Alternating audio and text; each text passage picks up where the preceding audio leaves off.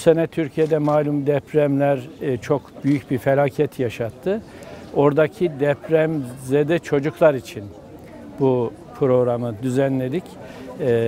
İnşallah başarılı geçecek.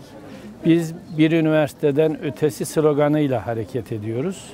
Yani sadece eğitim veren başarılı bir kurum değil, aynı zamanda insanlığa, topluma, Türk dünyasına, Kırgızistan'a, Türkiye'ye, bütün insanlığa örnek teşkil etmek istiyoruz. Öğrencilerimizi bu konuda teşvik ediyoruz.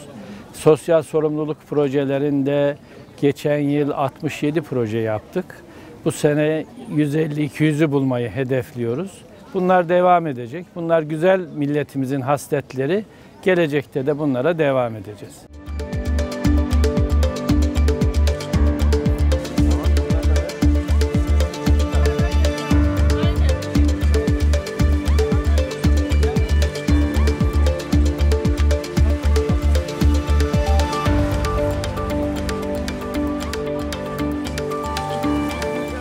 Kermesler tamamen insanlık hayrına yapılan çalışmalar.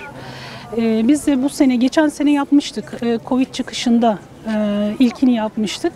Edebiyat Fakültesi'nde yaptık. Onun gelirini Kırgızistan Onkoloji Çocuk Hastanesi'ne bağışlamıştık.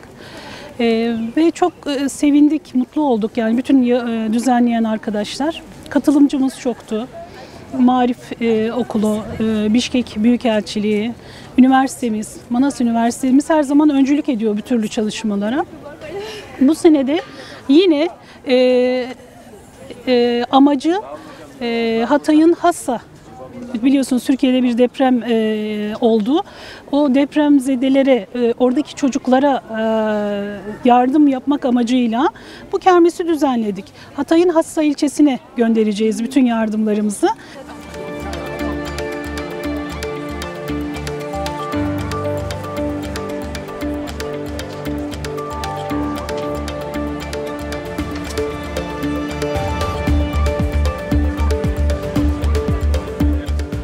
Manas Üniversitesi'ne bu güzel kermesi düzenledikleri için çok teşekkür ederiz. Öğrencilerimiz de biz de idari olarak Marif Eğitim Kompleksi adına geldik, buralara katıldık.